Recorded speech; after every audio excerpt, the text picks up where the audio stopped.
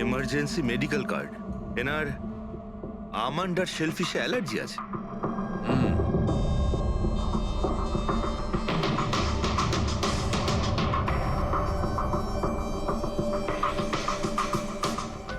Sir, কেকটাও পুরো খাওয়া হয়নি। এই দেখুন, মনে হচ্ছে কেক কাটার কিছুক্ষণের মধ্যেই এরা সবাই মারা গিয়েছেন।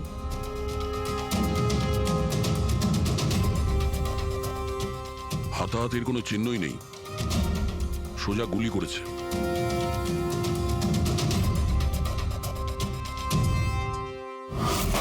এইভাবেই গুলি চালিয়েছে।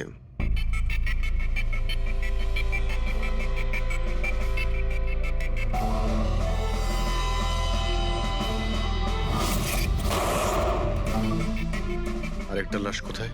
ভেতরে আছে স্যার।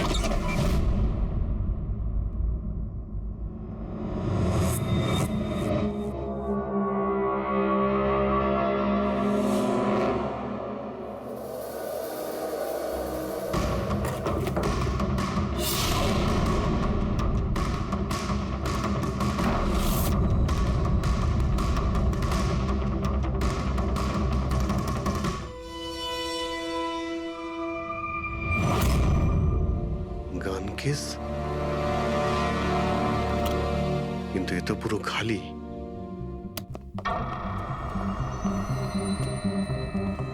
তবে স্যার, এই ঘটনা ঘটেছে কতক্ষণ হয়েছে? এই 4 জনের মৃত্যুই কালকে দুপুর 2টো থেকে 4টের মধ্যে হয়েছে। এরা কে কিছু জানতে পারলে? হ্যাঁ স্যার, উনি সুধীর বাবু, আর কে উইপস ইন্ডাস্ট্রির চেয়ারম্যান। ওর বড় ছেলে নীল, আর এ ওর ছোট ছেলে রিতেশ।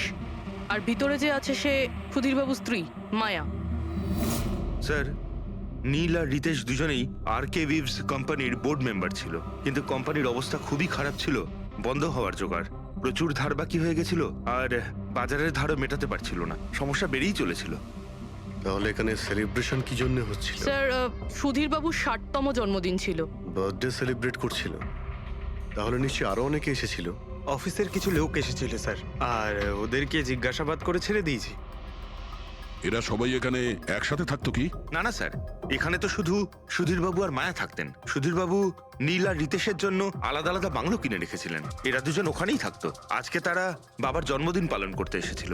স্যার, সন্ধেবেলায় অনেক বড় একটা পার্টি হওয়ার কথা ছিল। কেক কাটার কিছুক্ষণের মধ্যেই সবাই মারা যায়। পার্টি প্ল্যান যারা করেছিল সেই টিমটা এসেছিল, কিন্তু কেউ দরজা খোলেনি দেখে চলে গিয়েছিল। বাস, আমার মনে হচ্ছে না যে কেউ বাইরে থেকে এসেছিল। যা কিছু ঘটেছে এই 4 জনের মধ্যেই ঘটেছে। কিন্তু বাড়িতে তো কোনো চাকর অবশ্যই থাকবে। আছে তো, চাকর আছে তো, কিন্তু তারা গ্রামে গেছে। সুধীরবাবু শুধু আজকের জন্য একজন সার্ভেন্ট হায়ার করেছিলেন। সে কাল সকালে কাজ করে গেছিল, আর পার্টি শেষ হওয়ার পরে আজকে এসে পরিষ্কার করার কথা ছিল। পার্টি শেষ হওয়ার আগেই সবকিছু শেষ হয়ে গেছে। মনে তো হচ্ছে এটা মার্ডারই। সরি ডক্টর সালুকে, আমার এটা মনে হচ্ছে যে এই 4 জন ছাড়াও এখানে আরো একজন ছিল, যে বাইরে থেকে ভেতরে এসেছিল। একটু মন দিয়ে দেখো, এখানে কোনো হাতাহাতির কোনো চিহ্ন নেই, আর প্রত্যেকটা জিনিস নিজের জায়গাতেই আছে। এটা মনে হচ্ছে যে কেউ কেকের মধ্যে কিছু মিশিয়ে দিয়েছিল, যেটা খেয়ে এরা 4 জনই অজ্ঞান হয়ে গেছিল। তারপরে ওই 5 নম্বর লোকটা বাড়ির মধ্যে ঢুকলো, এসে সবাইকে গুলি করে দিল। এটা বস 100% মার্ডার। মার্ডার আর সুইসাইডও। আচ্ছা, তোমরা তো নিশ্চিতভাবে কি করে বলছো? স্যার, এই দেখুন, বাকি 3টে লাশের কাছে স্ট্রাগলের কোনো চিহ্ন মাত্র নেই, শুধুমাত্র সুধীর বাবু ছাড়া। এনার পা ভাঁজ হয়ে রয়েছে, অনেকটা ব্লাডও বেরিয়েছে। আমার মনে হয় যখন ওনার গুলি লাগে তখন উনি বেঁচে ছিলেন। যদি উনিও কেক খেয়ে বাকিদের মতো অজ্ঞান হয়ে থাকতেন, তাহলে ওদের মতোই পড়ে থাকতেন। ইনি প্রথমে 3 জনকে গুলি করেন আর তারপর সুইসাইড করেন, এরকম মনে হচ্ছে। যদি এটাই হয়তো, তাহলে যে বন্দুক দিয়ে গুলি করা হয়েছিল সেটা কোথায়? সেটা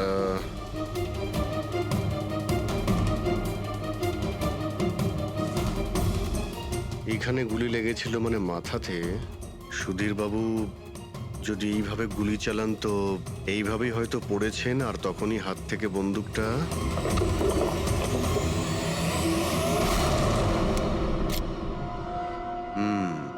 এই হলো বন্দুক। স্যার, এই দেখুন, রিতেশের ফোনটা পেলাম।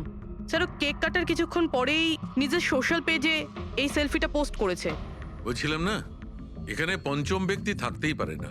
কিন্তু বুঝতে পারছি না কেন আমার এখনো সন্দেহ আছে। দেখুন, সন্দেহ করা তো আমাদের কাজ। একটা কাজ করে যতগুলো এভিডেন্স আছে, যতগুলো জিনিস আছে, সব বিউরোতে নিয়ে যাই, দেখি এসিপি স্যার কি বলেন। গোলমাল মনে হচ্ছে। বস, আমি ওদের পেটের মধ্যে কেকের টুকরো পেয়েছি। ওই যে কেক ওরা খেয়েছিল, ওই কেকের মধ্যে সেনেটিভ মেশানো ছিল, নেশার ওষুধ। সেনেটিভ? 3 জন খেয়েছে আর অজ্ঞান হয়ে গেছে।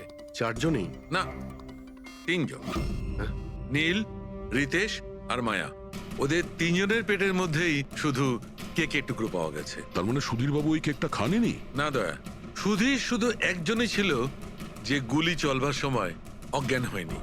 কি সুধীরবাবু নিজের জন্মদিনে এই কেক খাননি? হয়নি, কারণ ওই কেকের মধ্যে বাদাম মেশানো ছিল। কিন্তু স্যার, ওনার বাড়ির লোকের তো নিশ্চয়ই জানা আছে যে ওনার বাদাম থেকে অ্যালার্জি ছিল। এক্স্যাক্টলি। তাহলে এই কেক আনলো কেন? অদ্ভুত ব্যাপার। সুধীরবাবুর বার্থডে ছিল আর কেক ওই 3 জনে খেয়েছিল। কেক 3 জনে খেয়েছিল, কিন্তু ওখান থেকে যে বন্দুকটা পাওয়া গেছে তাতে 4টে গুলি খরচ হয়েছে, যেগুলো এদের গায়ে লেগেছে। অদ্ভুত ব্যাপার যে ওর ওপর সুধীরের আঙুলের ছাপ আর আছে। ওই বন্দুকটাও তো সুধীরবাবুর নামেই রেজিস্টার করা। তো সুধীরবাবু প্রথমে ওই 3 জনকে গুলি করে আর তারপর নিজে সুইসাইড করে। কিন্তু কেন? ঝামেলা এড়ানোর জন্য।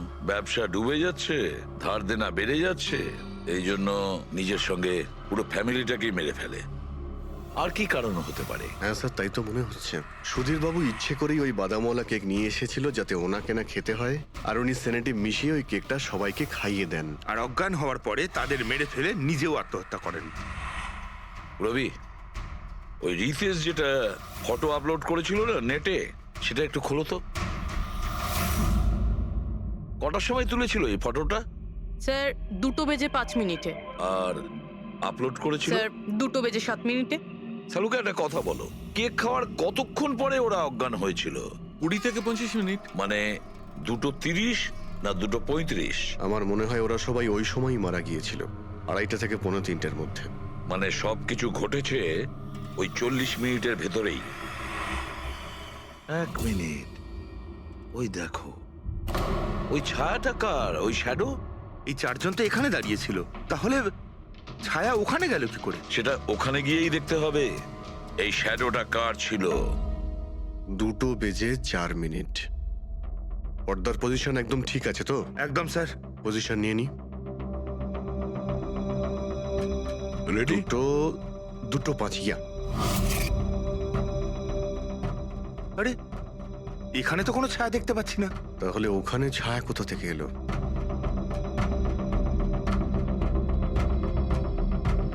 রোদটা এই দিক থেকেই আসছে। পুরবি, তুমি ওইখানটা গিয়ে দাঁড়াও তো।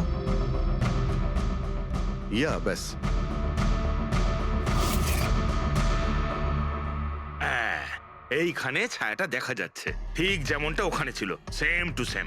আমি ঠিকই বলেছিলাম, এখানে কোনো 5 নম্বর লোক ছিল। আর সে ওখানেই দাঁড়িয়েছিল যেখানে আমি দাঁড়িয়েছিলাম। এই সেই লোকটাই হবে যে সুধীরবাবু আর তার পরিবারকে মেরেছে। আর সে আমাদের অলমোস্ট ধোকা দিয়ে দিয়েছিল যে এটা মার্ডার কাম সুইসাইড। আর ওর ছায়াই ওকে ধোকা দিয়ে দিয়েছে। কিন্তু স্যার, আমরা এই ছায়ার মাধ্যমে খুনি অবধি পৌঁছবো কি করে? খুনির মেন টার্গেট ছিল সুধীরবাবু, আর সে ওই সময় ওখানেই দাঁড়িয়েছিল। নিশ্চয়ই চেনা জানাই কেউ হবে। কারেক্ট। খোঁজ নিয়ে দেখো সুধীরবাবু পার্টিতে কাদের কাদের ডেকেছিলেন।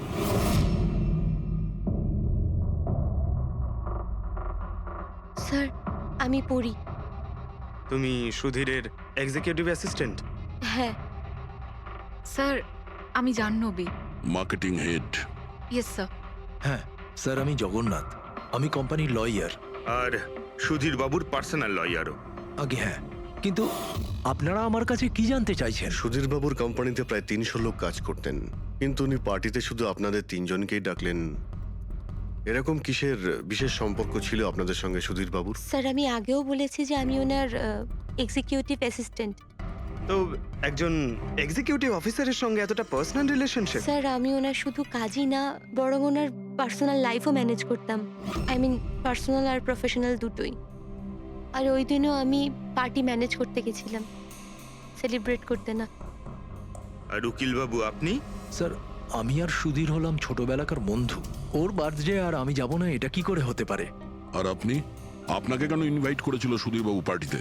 স্যার আমাকে সুধীর স্যার না, নীল ইনভাইট করেছিল। আমি আর নীল খুব ভালো বন্ধু ছিলাম। I see. তো আপনি ওনার পুরো শিডিউল ম্যানেজ করতেন। হুম। তো এই বার্থডে পার্টির দিন কেউ কেউ কি আসার কথা ছিল? কোনো মিটিং রেখেছিলেন আপনারা? স্যার ওই দিন ব্যাংক হলিডে ছিল, তার জন্য কোনো মিটিং বা অ্যাপয়েন্টমেন্ট ছিল না। আর ওনার বার্থডে ছিল, তাই উনি পুরো দিন ওনার ফ্যামিলির সাথেই কাটাতে চাইতেন। দুপুর 2টো থেকে 3টের মধ্যে আপনারা কোথায় ছিলেন?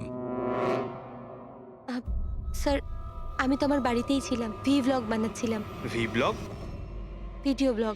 আমার একটা ইন্টারনেট চ্যানেল আছে যেখানে আমি ভিডিও বানিয়ে আপলোড করি। স্যার আমি বাড়িতে ঘুমোচ্ছিলাম, আমার শরীরটা ঠিক ছিল না। স্যার আমি আমার ফ্যামিলির সাথে ফিল্ম দেখতে গিয়েছিলাম। আচ্ছা, কিছুদিনের মধ্যে সুধীর বাবুর ব্যবহারে কোনো পরিবর্তন দেখেছিলেন আপনারা? হ্যাঁ স্যার, আমি একটা জিনিস নোটিস করেছিলাম। স্যার আজ থেকে ঠিক 1 মাস আগে আমাদের মিটিং চলছিল।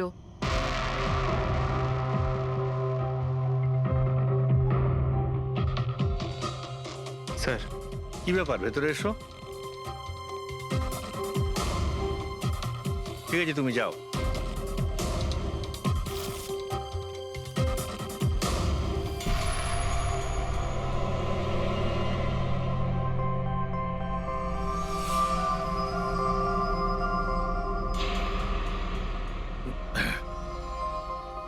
Sorry, gentlemen. Meeting is over. বাচ্চাদের পোশাক? Yes sir. আচ্ছা, আর কিছু নোটিস করেছিলেন আপনারা? কোনো অদ্ভুত কিছু? হ্যাঁ স্যার, এই 2 সপ্তাহ আগে উনি আমাকে বলেছিলেন যে উনি ওনার দলিল চেঞ্জ করতে চান। উইল বদলাতে চাইছেন কেন? জানি না স্যার, ওনার দলিলে 3 জন মানুষের নাম ছিল, একজন ওনার স্ত্রী মায়া আর 2 জন ওনার ছেলে। কিন্তু উনি চতুর্থ একজনের নাম জুড়তে চাইছিলেন, অ্যাড করতে চাইছিলেন। কি নাম ছিল ওই চতুর্থ জনের? ওনার নাম তো উনি বলেননি। আপনি কি উইলটা বদলেছিলেন? আসলে আমি পেপার সব তৈরি করে দিয়েছিলাম, ব্যাস নাম ভরে ওতে সুধীরকে সই করতে হতো। জানি না কি হলো, হঠাৎ নিজের বার্থডের কিছুদিন আগে ও আমাকে বলল যে দলিল বদলাতে চায় না, ওই পুরনো দলিলটাই থাকবে। ঠিক আছে, এই চতুর্থ ব্যক্তি আবার কোথা থেকে এলো যার নাম সুধীর বাবু নিজের উইলে ইনক্লুড করতে চেয়েছিলেন? সুধীরজির মৃত্যুর এই চতুর্থ জনের সঙ্গে কোনো কানেকশন থাকতে পারে। আমার তো এটাই কিছুতে মাথায় ঢুকছে না। বাচ্চাদের পোশাক কেউ কাউকে কেন পাঠাতে যাবে? বাচ্চাদের জামা কাপড় পাঠানো হয়েছিল, তাহলে ওই এনভেলপটা কোথায় গেল? সুধীর বাবুর রুমটা তো আমরা ভালো করে চেক করেছি, ওখানে তো কিছুই পাইনি আমরা। বাড়িতে নয় তো অফিসে?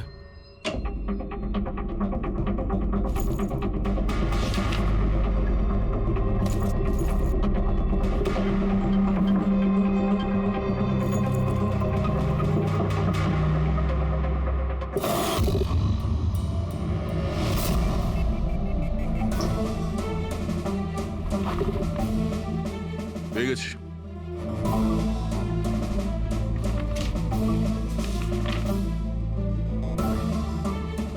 আরে এতে তো দেখছি কোনো পোস্টাল স্ট্যাম্প বা যে পাঠিয়েছে তার নামই নেই।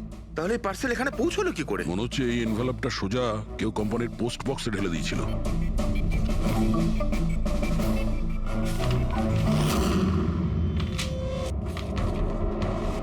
এই এনভেলপটা ডক্টর সালুকের কাছে পাঠিয়ে দিই, উনি হয়তো কিছু পেতে পারেন। ঠিক আছে। আচ্ছা, এই জাহ্নবী বলছিল যে এই পার্সেলটা দেখে মিস্টার সুধীর একদম চমকে গিয়েছিলেন। হতে পারে কোনো পুরনো স্মৃতি জেগে উঠেছিল। আর তারপর উনি কাউকে কলও করেছিলেন হয়তো। আগের মাসের কল ডিটেলস সুধীরবাবুরটা দেখি এই এনভেলপ পাওয়ার পরে সুধীরবাবু সবার আগে কাকে ফোন করেছিলেন? সুধীরের ফোন এসেছিল অনেক বছর বাদে। কি কথা হয়েছিল আপনাদের দুজনের? খুব রেগেছিল যে আমি ওকে কেন এনভেলপটা পাঠিয়েছিলাম, কিন্তু আমি তো ওকে এনভেলপ পাঠাইনি। কিন্তু কোনো কারণ তো ছিল যাতে সুধীর বাবু আপনাকে সন্দেহ করেন। হ্যাঁ নিশ্চয়ই, ওই এনভেলপে বাচ্চার জামা ছিল। ওর মনে হয়েছিল ওটা সেই জামাটাই যেটা আমি আর সুধীর আমাদের সন্তানের জন্য কিনেছিলাম। আমাদের বাচ্চার জন্যে আমার আর সুধীরের সন্তান। 30 বছর আগে আমি আরকে ওয়েবস কোম্পানিতে অ্যাকাউন্ট ডিপার্টমেন্টে কাজ করতাম। সুধীরের বাবা সেটার মালিক ছিল। ওখানেই সুধীর আর আমার সম্পর্ক হয়েছিল। আর কিছু বোঝার আগেই আমি বুঝতে পারি যে আমি সুধীরের সন্তানের মা হতে চলেছি। তো আপনাদের দুজনের বিয়ে হয়নি? না, হয়নি। সুধীর তো কথা দিয়েছিল, কিন্তু ওর প্যারেন্টস রাজি হয়নি, কারণ আমি ওদের স্টেটাসে ছিলাম না। ওনারা তো সুধীরের বিয়ে অনেক বড়লোক বাড়িতে আর সেম স্টেটাসে করতে চেয়েছিলেন। তারপরে ওর প্যারেন্টস আর ফ্যামিলি খুব চেষ্টা করেছিল ওকে, আমাকে, এমনকি আমার ফ্যামিলিকেও বোঝানোর জন্য যে আমি বাচ্চাটাকে নষ্ট করে দিই। আমিও ঠিক করেছিলাম যে যাই হয়ে যাক আমি আমার সন্তানকে জন্ম দেবই। 15ই মার্চ 1990 সালে আমার সন্তান এই পৃথিবীতে এসেছিল, কিন্তু সেই রাতেই ও মারা গিয়েছিল। যে বাচ্চাটাকে কোলে নিয়ে আদর করছিলাম, ছোট ছোট জামা কাপড় পরাচ্ছিলাম, কিচ্ছু করতে পারিনি আমি। আমি ভেবেছিলাম যে এরকম সময় তো সুধীর আমার পাশে থাকবে, আমাকে সাপোর্ট করবে, কিন্তু ও তো এর আগেই আমার সাথে কথা বলাটাও বন্ধ করে দিয়েছিল। আর ওই মাসেই ও মায়াকে বিয়েও করেছিল। তো সেই জন্যই আপনি আজ অব্দি বিয়ে করেননি আর এখানে একাই থাকেন? হ্যাঁ, সুধীরবাবু আপনার সঙ্গে যা যা করেছেন তার জন্যে খুব কষ্ট হয়েছে আপনার, হয়তো খুব ঘেন্না করতেন ওকে। আমার থেকে বেশি ঘেন্নাও আর কেই বা করতে পারে। উনি আপনাকে আপনার অধিকার দেয়নি, আপনি সম্পত্তিতে ভাগ চাইলেন, আর যখন সম্পত্তি উনি আপনাকে দিলেন না তখন আপনি রেগে গেলেন আর মেরে দিলেন ওকে। আমি ওকে মারিনি, আর আমি ওকে কেন মারবো? আমি তো চেয়েছিলাম যে ও বেঁচে থাকুক আর সারা জীবন কষ্ট পাক। যেদিন সুধীরবাবু মারা যান সেদিন দুপুরবেলা আপনি কোথায় ছিলেন? আমি বাড়িতেই ছিলাম। আপনার কাছে কোনো উইটনেস বা প্রমাণ আছে? কোনো প্রমাণ নেই। হ্যালো, হ্যাঁ স্যার। ওকে স্যার, হ্যাঁ এখানেই আছেন, আমি বলে দিচ্ছি। হ্যাঁ, ইয়েস স্যার। স্যার, সালুমকে স্যার ফরেন্সিকে ডাকছেন তাড়াতাড়ি, বলছিলেন যে কিছু দেখাতে চান। ওকে। কি করতে পারবে না বস? ওই এনভেলপটাকে যখন আমি ভালো করে পরীক্ষা করলাম তাতে কোনো ফিঙ্গারপ্রিন্ট তো পাইনি, কিন্তু ওই এনভেলপ থেকে আমি ডিএনএর জন্য স্যাম্পল পেয়ে গেছি। যে ওই চিঠিটা পাঠিয়েছে সে মনে হয় মুখ দিয়ে থুতু সাহায্যে ওটাকে সেঁটে দিয়েছে। আর এইভাবে ওই এনভেলপ থেকে আমি স্যালাইভা স্যাম্পল পেয়ে গেছি, যার থেকে ডিএনএ টেস্ট করতে পারবো। কিন্তু ডক্টর, ডিএনএ টেস্টিং এতে তো 4 থেকে 6 সপ্তাহ লাগবে। হ্যাঁ, আর আমি 5 দিনের জন্য যাচ্ছি দিল্লি এক কনফারেন্সে, কিন্তু তার আগে আমি কিছু প্রাইমারি টেস্ট করিয়ে নিয়েছি। তো স্যার আপনি এই টেস্ট থেকে কি পেলেন? এই টেস্ট থেকে আমি জানতে পেরেছি যে এটা যার ডিএনএ হোক না কেন তার ডিএনএ সুধীরবাবুর ডিএনএ এর সঙ্গে ম্যাচ করছে। কি? তার মানে এই যে তার মানে হচ্ছে এইটা যে এই চিঠিটা পাঠিয়েছে সেটা সুধীরবাবুর কোনো রক্তের সম্পর্কের লোক। তার মানে সুধীরেরই নিজের কেউ সুধীরকে ব্ল্যাকমেল করছে, কিন্তু কে কে হতে পারে? স্যার, অদিতির পেটে যে বাচ্চাটা ছিল সেটা তো মরা অবস্থায় জন্মেছিল। হ্যাঁ, আর রইল বাকি সুধীর বাবুর 2 ছেলে নীল আর রিতেশ। ওরা দুজন আবার সুধীর বাবু আর অদিতির গোপন রহস্যটা জেনে ফেলেনি তো? হতে পারে তার জন্যই ব্ল্যাকমেল করছিলেন, বাচ্চাগুলোর পোশাক পাঠিয়ে। আচ্ছা স্যার, ওই যে বাচ্চাদের পোশাক পেয়েছিলাম ওগুলো কি সত্যি পুরনো নাকি ময়লা টয়লা করে পুরনো দেখানোর চেষ্টা করা হয়েছে? আমি ওগুলোকে স্পেশালাইজড ল্যাবে পাঠিয়ে দিয়েছি চেক করার জন্য, তাড়াতাড়ি জানা যাবে। আচ্ছা পুরবি সুধীরবাবুর ছেলের ব্যাপারে কি জানতে পেরেছো? কি করতো ও? স্যার, 1 বছর আগে সুধীর বাবু নিজের কোম্পানিতে নিজের ছেলেদেরকেই বোর্ড মেম্বার বানিয়েছিলেন, আর তারপর থেকেই কোম্পানি লসে যেতে শুরু করলো। ওরা কোম্পানির টাকা নিয়ে নিজেরাই নয়ছয় করতো, দামি দামি গাড়ি, প্রচুর শখ মেটাতো, সবকিছু করতো শুধু কাজ বাদ দিয়ে। কিন্তু স্যার সুধীরবাবু তার ছেলেদের খুব ভালোবাসতেন, দুজনের জন্য আলাদা আলাদা বাংলো। আচ্ছা, এটা নয় তো যে ওদের দুজনের মধ্যেই কেউ ওই এনভেলপটা লেটার বক্সে ফেলেছিল? কিন্তু একটা কথা কিছুতেই মাথায় ঢুকছে না, এই ব্ল্যাকমেলিং কেন? আরে ভাই, টাকার জন্য। কোম্পানি ডুবে যাচ্ছিল। কারেক্ট। কোম্পানি কাঙাল হওয়ার আগে যা কিছু গুছিয়ে নিতে পারো গুছিয়ে নাও। যদি সুধীরবাবুর 2 ছেলে তাদের বাবাকে টাকার জন্য ব্ল্যাকমেল করে থাকে তাহলে নিশ্চয়ই ওনার ব্যাংকের অ্যাকাউন্টে নিশ্চয়ই টাকা এসে থাকবে, খুব বড় রকমের ফিগার। একটা কাজ করো, এই দুজনের পার্সোনাল অ্যাকাউন্ট, কোম্পানি অ্যাকাউন্ট সব চেক করো, দেখো কোনো বড় অ্যামাউন্ট এসেছিল কিনা। স্যার স্যার কিছু পেয়েছি স্যার। আরকে ওয়েবস ইন্ডাস্ট্রি থেকে কোটি টাকা ট্রান্সফার হয়েছে স্যার। কার অ্যাকাউন্টে ট্রান্সফার হয়েছে? 1 মিনিট দেখছি। এগুলো রিতেশ আর নীলের অ্যাকাউন্টই হবে? না স্যার, প্রাইভেট অ্যাকাউন্ট, রেচেলের নামে। কোন টাকা? আপনারা কি নিয়ে কথা বলছেন? আমি কিচ্ছু জানি না। কোন টাকা? সেই টাকাটা যেটা আরকে ওয়েবস এর অ্যাকাউন্ট থেকে তোমার অ্যাকাউন্টে ট্রান্সফার হয়েছে। এবার কিছু মনে পড়েছে? ওটা তো আমার স্যালারি, আমি ওখানে কাজ করতাম। স্যালারি? 11 কোটি স্যালারি? হ্যাঁ, তাও আবার 2 সপ্তাহের। ওই হিসাবে তো তোমার মান্থলি স্যালারি 22 কোটি টাকা হবে। কি কাজ কি করো তুমি? ব্ল্যাকমেলিং এর কাজ। তুমি আর রিতেশ দুজন মিলে সুধীর বাবুকে ব্ল্যাকমেল করছিলে। দেখো রিচেল, আমরা খুব ভালো করেই জানি যে তুমি আরকে কোম্পানিতে একদিনের জন্যও কাজ করনি। এবার পরিষ্কার করে সত্যিটা বলবে নাকি? রিতেশ কিন্তু আর নেই, তাই যত শাস্তি সব তোমাকেই কিন্তু পেতে হবে। ব্ল্যাকমেলিং আর এক্সটর্শনের শাস্তি জানো তুমি? আমি কাউকে ব্ল্যাকমেল করিনি। তাহলে সুধীর বাবু কি তোমাকে 11 কোটি টাকা এমনিই দান করে দিলেন? সুধীর আঙ্কেল তো ওই টাকা ট্রান্সফারই করেননি। তাহলে কে করেছিল? আমার বয়ফ্রেন্ড রিতেশ। ও আমাকে বলেছিল যে ওর কোম্পানির টাকা ও কিছুদিনের জন্য অন্য কোথাও রাখতে চায়। অন্য কোথাও? কেন? জানি না, আর আমি জিজ্ঞাসাও করিনি। তুমি রিতেশকে জিজ্ঞাসা করনি, আর যখন রিতেশ মারা গেল তখন পুলিশকেও বলনি। আমি ভেবেছিলাম যে রিতেশ তো আর বেঁচে নেই, তাই তাই টাকাগুলো আমিই রেখে দিই। কেউ কি করে জানতে পারবে? কিন্তু সুধীর বাবুর ফ্যামিলিকে মারতে পারে কারা? পরি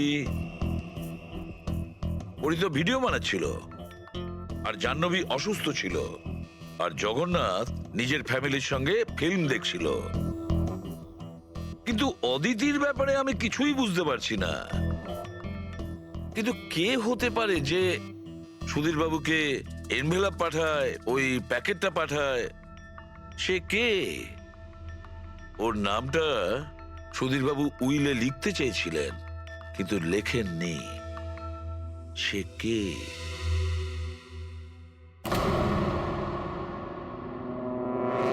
প্রেমের দ্বিতীয় কেকটা কোথা থেকে আসলো?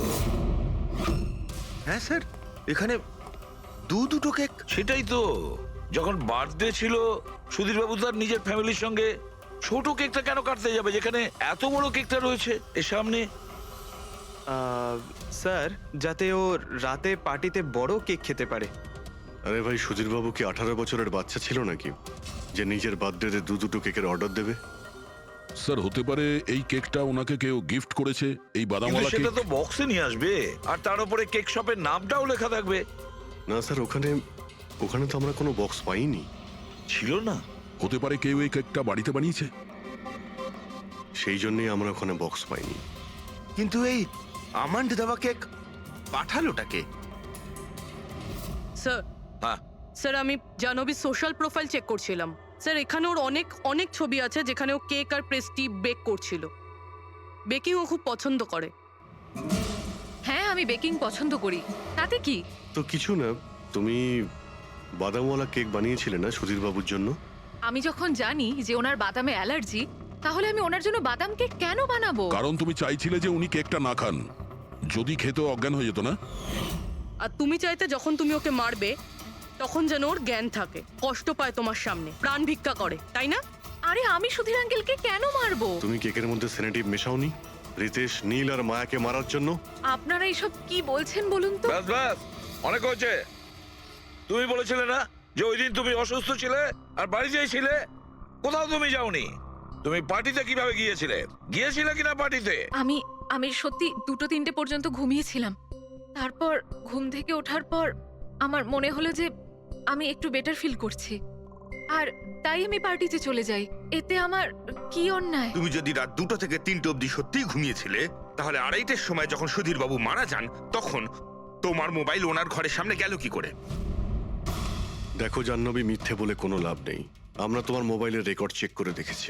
যে সময় সুধীর বাবু মারা যান সেই সময় তোমার ফোনের লোকেশন ওনার বাড়ির কাছেই ছিল। এবার সত্যি বলবে নাকি আরো টাইম ওয়েস্ট করতে চাও? আমি আর নীল একে অপরকে ভালোবাসতাম। আমরা ভেবেছিলাম যে নীলের বাবার বার্থডে আমাদের কাছে একটা ভালো সুযোগ ছিল ওনাকে আমাদের ব্যাপারটা বলার। আর সেই জন্যই আমি ওখানে যাই। ওখানে গিয়ে নীলকে অনেকবার কল করি। প্রায় 1 ঘন্টা ওখানে ছিলাম আমি, কিন্তু নীলের কোনো কল আসেনি। আমি ভেবেছিলাম নীল হয়তো সময় পাচ্ছে না আমাকে কল করার। মিথ্যে কথা। তোমার মনে হয়েছিল নীল তোমাকে ঠকাচ্ছে, সেই কারণে তুমি ওকে আর ওর পুরো ফ্যামিলিকে মেরে দিয়েছো। এই আপনারা কি বলছেন বলুন তো? আমি বেকিং করতে ভালোবাসি, তার মানে তো এটা নয় যে খুনটা আমি করেছি। ইন্টারনেটে রেসিপি দেখে তো যে কেউ কেক বানিয়ে ফেলতে পারে। কেক বানানো কি এমন কঠিন কাজ? আর রিতেশের গার্লফ্রেন্ড রেচেল, ও তো বেকিং করে। আপনারা ওকে কি কেন কিছু জিজ্ঞেস করছেন না? সবাইকে জিজ্ঞেস করবো আমরা। ডাকো সবাইকে। ভীষণ ইন্টারেস্টিং কেস এটা। এরকম খুব কম হয় যে এতজনের কাছে একটা লোকের প্রাণ নেওয়ার জন্য সুযোগও আছে আর মোটিভও আছে। আপনারা আবার? আরে স্যার, আমি কেন মারবো ওনাকে? আপনি নীলকে বিয়ে করতে চেয়েছিলেন, ওর ফ্যামিলির লোকেরা রাজি হয়নি। এ তো খুব বড় একটা কারণ খুন করার। আর সুধীর বাবুর ফ্যামিলির জন্য আত্মমর্যাদা, সোশ্যাল স্ট্যাটাস অনেক গুরুত্বপূর্ণ ব্যাপার ছিল। এর সবচেয়ে বড় এক্সাম্পল অদিতি দেবী।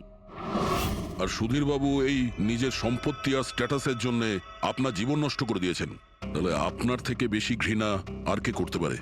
আমার কাছে পয়সার কোনো মূল্য নেই, আর না কোনো বিষয়ে রিগ্রেট।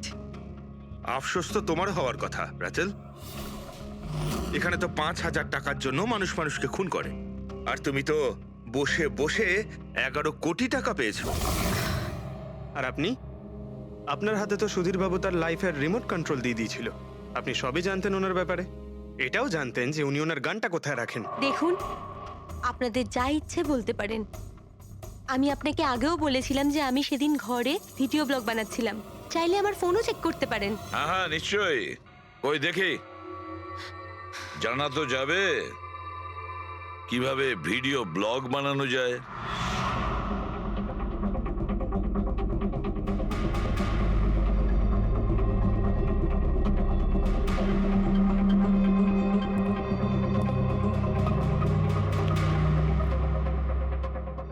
স্যার, এখন আপনি বিশ্বাস করেছেন তো যে সেদিন আমি নিজের ঘরে DIY ভিডিও বানাচ্ছিলাম? DIY তার মানে? Do it yourself. স্যার, আমি প্রত্যেকদিন নিজের ইন্টারনেট চ্যানেলে মানুষদের দৈনন্দিন কাজের ইজি পদ্ধতি দেখাই। Do it yourself. স্যার, হ্যাঁ, নিউজ পেপারটা দেখুন, ডেটটা ওই একই। হ্যাঁ সেটাই তো আছে। মানে ভিডিও ওই দিনই শুট করা হয়েছিল? স্যার, হ্যাঁ পুরবি।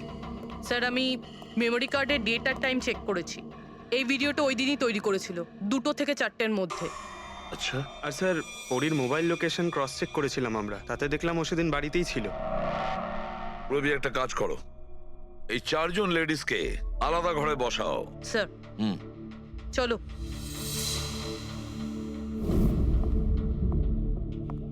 স্যার, কি ভাবছেন আপনি?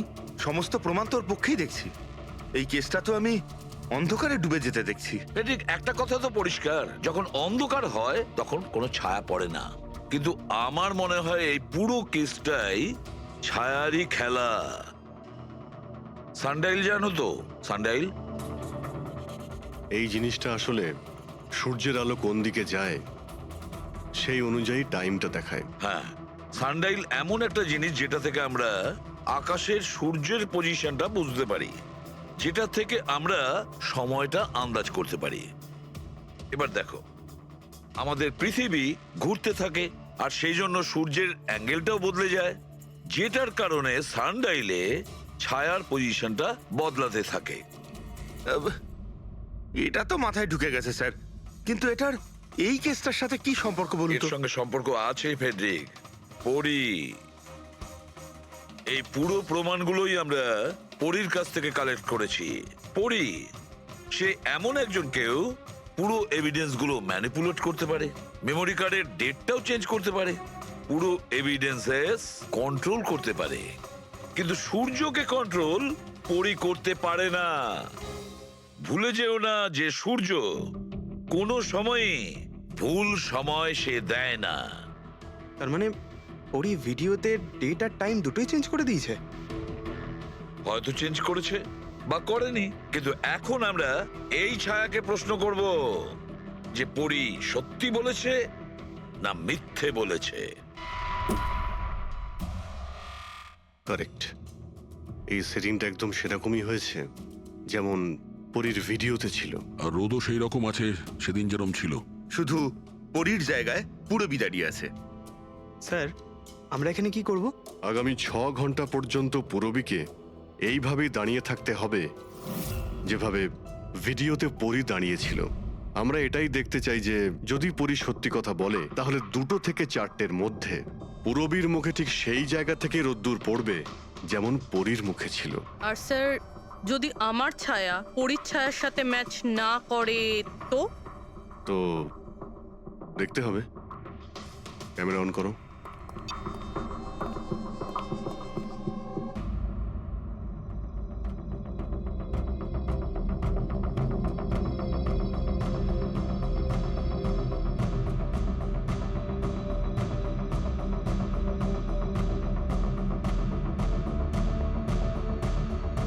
চলো, গুড।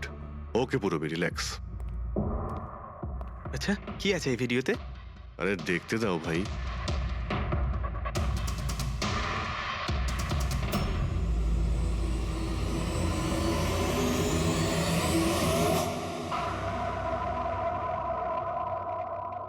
তো সকাল 11টা থেকে 1টার মধ্যে তুমি ওই ভিডিওটা রেকর্ড করেছিলে। আর তুমি খুব চালাকির সাথে ভিডিও ডেট আর টাইম চেঞ্জ করে দিয়েছো। মেমোরি কার্ডের ডেট আর টাইম বদলে দিয়েছিলে, নিজের মোবাইল ফোনটা বাড়িতে রেখে দিয়েছিলে যাতে আমরা ওখানকার লোকেশন পাই। তুমি কি মনে করেছিলে এসব করার ফলে আমরা বোকা হয়ে যাব? হ্যাঁ, না তুমি আমাদেরকে বোকা বানাতে পারলে, না আকাশে ওঠা সূর্যকে। তোমার ভিডিওতে রোডের ডিরেকশন দেখে স্পষ্টই বোঝা যাচ্ছে ওই ভিডিওটা 11টা থেকে 1টার মধ্যে শুট করা হয়েছে। চেষ্টাটা ভালোই করেছিলেন, কিন্তু রিসার্চ ওয়ার্কটা একটু দরকার ছিল। পরি, তোমার ব্যাপারে আমরা সব কিছু জেনে গেছি। পড়ি, আমাদের হয়তো ম্যাক্সিমাম 4 সপ্তাহ সময় লাগবে তোমার ডিএনএ টেস্ট করে এটা প্রমাণ করতে যে তুমি সুধীর বাবুর মেয়ে, কিন্তু তাতে সত্যিটা বদলে যাবে না।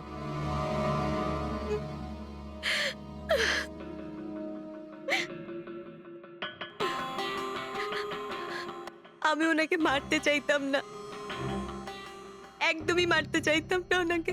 আমি তো শুধু এইটুকু চাইতাম যে উনি আমাকে স্বীকার করুক। ছোট থেকে এখনো অবধি আমি অনাথ আশ্রমে বড় হয়েছি, তার জন্য একটা ফ্যামিলি চাইতাম আমি। তুমি সুধীর বাবুর ব্যাপারে জানতে পারলে কিভাবে? ওই আমার ছোটবেলার জামা কাপড়ের জন্য। ওই জামা কাপড়ে হসপিটালের কার্ড ছিল, উনি ওটা বের করতে ভুলে গেছিলেন। ওই কার্ডে বাবার নাম্বারও ছিল। তারপর আমি বাবাকে অনেক খুঁজলাম, তখন শেষ পর্যন্ত ওনার কোম্পানির কথা জানতে পারলাম। কিন্তু তুমি ওনার কোম্পানি কেন জয়েন করলে? তুমি চাইলে সুধীরবাবুকে অন্য জায়গাতেও কথাটা বলতে পারতে যে তুমি ওনার মেয়ে। কিন্তু আগে আমি ওনার সাথে দেখা করতে চাইতাম, চিনতে চাইতাম ওনাকে। তারপর আস্তে আস্তে জানতে পারলাম যে উনি খারাপ মানুষ নন, মনের দিক থেকে খুবই বড়। তখন আমি ভাবলাম যে হয়তো ওই সময় ওনার অবস্থা খুব খারাপ ছিল, তাই অনাথ আশ্রমে দিয়েছিল আমাকে। কিন্তু এখন তো ওনার খুব ভালো অবস্থা, এখন তো উনি আমায় আপন করতে পারতেন। তাহলে ওনার সঙ্গে দেখা হতে না হতে প্রপার্টিতে ভাগ কেন চাইলে? কারণ আমি জানতে চাইতাম যে ওনার কাছে ইম্পর্টেন্ট কি, টাকা না আমি।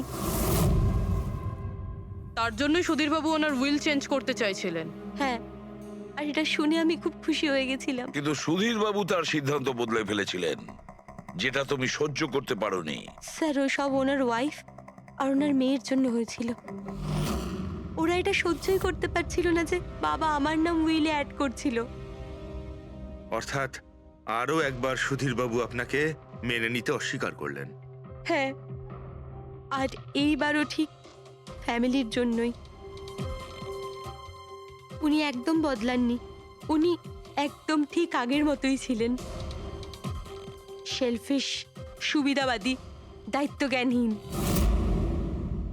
সহজভাবে নিজের ভাগটা পাননি বলে ওনাকে ব্ল্যাকমেল করতে শুরু করে দিলেন। না, আমি যখন ওনাকে প্রথম এনভেলপ পাঠিয়েছিলাম তখন আমার এরকম উদ্দেশ্য ছিল না। আর না আমি এতটাই বোকা যে এনভেলপ নিজের মুখ দিয়ে সিল করব। আমি তো এটাই ভাবতাম যে অ্যাটলিস্ট উনি আমাকে নিজের ফ্যামিলিতে ইনক্লুড করুক, আমার নিজেরও একটা ফ্যামিলি হোক। আর তার জন্যই আমি বাবার জন্মদিনের দিন নেশাযুক্ত ওষুধ দিয়ে বাদামের কেক নিয়ে ওনার বাড়িতে গেছিলাম। Happy birthday to you.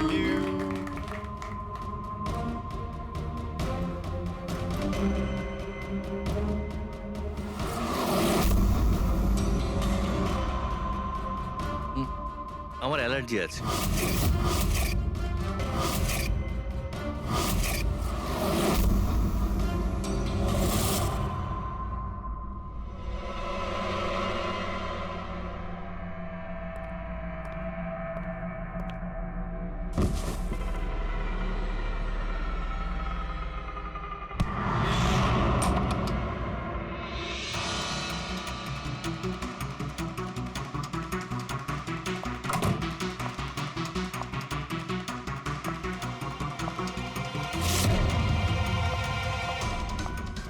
বাবা,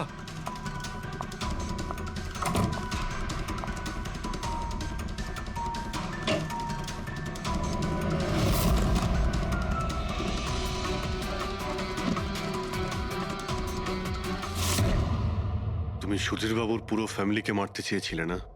তোমার লক্ষ্য পূরণ হয়েছে। এবার তোমার সঙ্গে ওনার ফ্যামিলির লাস্ট মেম্বারও শেষ হয়ে যাবে। জেল যাওয়ার আগে আমরা তোমার সঙ্গে কারোর সঙ্গে দেখা করিয়ে দিতে চাই।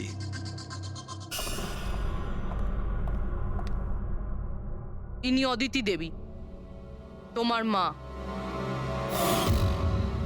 মা, আপনাকে মিথ্যে বলা হয়েছিল যে আপনার সন্তান মৃত জন্ম নিয়েছিল।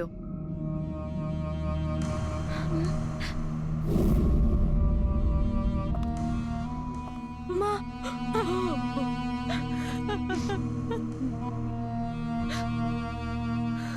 ওর এই সুধীর বাবু আর তার ফ্যামিলিকে শেষ করে দিয়েছে। আমরা দুঃখিত, আপনারা দুজন আবার বিচ্ছিন্ন হয়ে যাচ্ছেন।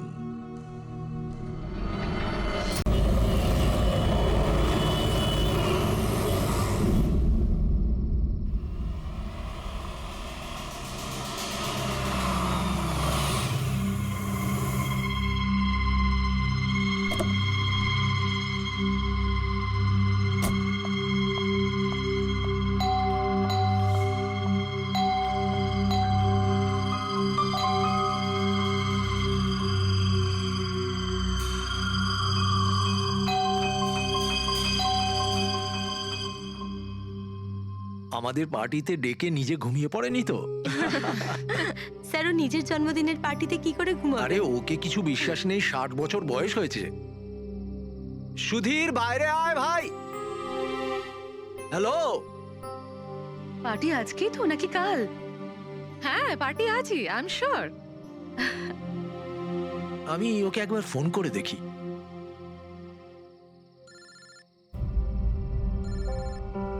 ভেতর থেকেই তো রিং শোনা যাচ্ছে, তাহলে কেউ গেট খুলছে না কেন? তাহলে ভিতর থেকে কেউ দরজা কেন খুলছে না? আমি বললাম না 60 বছর বয়স, এখনো বাচ্চা আছে। সুধীর,